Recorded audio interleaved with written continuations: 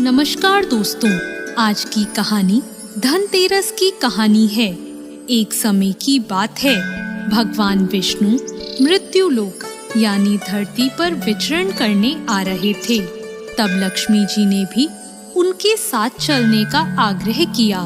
तब विष्णु जी ने कहा, यदि तुम मेरी बात मान लो तो मैं तुम्हें अपने साथ ले जा सकता हूँ।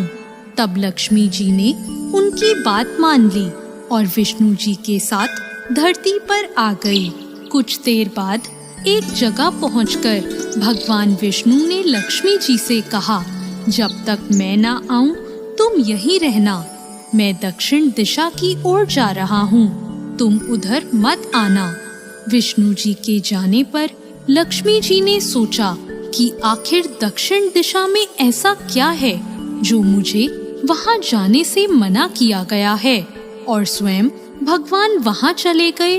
लक्ष्मी जी से नहीं रहा गया और जैसे ही भगवान आगे बढ़े, लक्ष्मी जी भी पीछे पीछे चल पड़ी। कुछ ही आगे जाने पर उन्हें सरसों का एक खेत दिखाई दिया जिसमें खूब फूल लगे थे। सरसों की शोभा देखकर वो मंत्रमुग्ध हो गई और फूल तोड़कर अपना श्रृंगार करने लगी। आगे बढ़ी तो उन्हें एक गन्ने का खेत दिखा।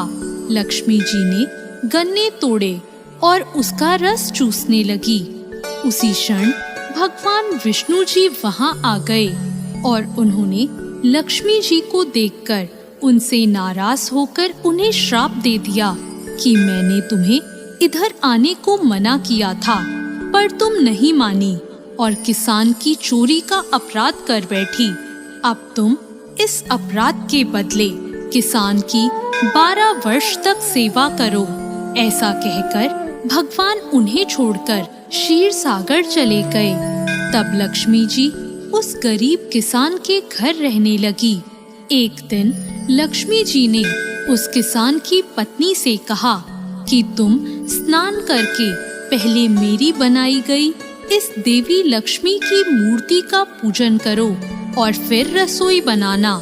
तब तुम इनसे जो मांगोगी वो तुम्हें मिल जाएगा। किसान की पत्नी ने ऐसा ही किया।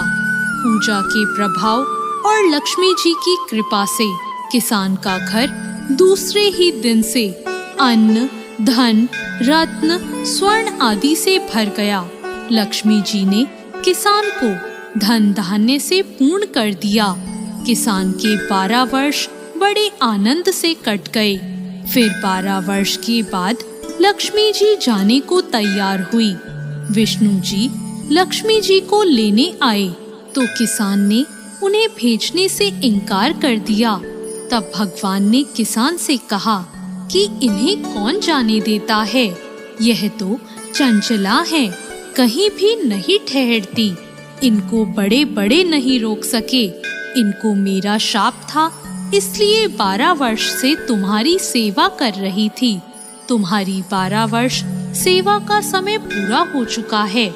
किसान हठपूर्वक बोला कि नहीं, अब मैं लक्ष्मी जी को जाने नहीं दूंगा।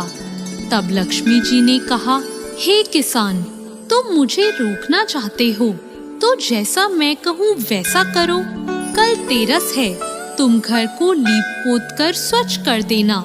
रात्रि में घी का दीपक जलाकर रखना और शाम के समय मेरा पूजन करना और एक तांबे के कलश में रुपए भरकर मेरे लिए रखना। मैं उस कलश में निवास करूंगी, किंतु पूजा के समय मैं तुम्हें दिखाई नहीं दूंगी। इस एक दिन की पूजा से पूरे वर्ष तुम्हारे घर से मैं नहीं जाऊंगी।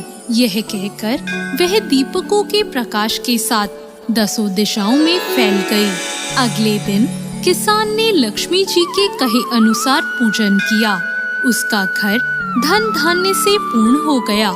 इसी वजह से हर तेरस के दिन लक्ष्मी जी की पूजा होती है और लोग दिवाली के समय धनतेरस का त्योहार मनाते हैं। दोस्तों, आप सभी को धनतेरस की बहुत शुभकामनाएं। ऐसी और वीडियोस के लिए हमारे चैनल भक्ति ज्ञान को सब्सक्राइब करें। धन्यवाद।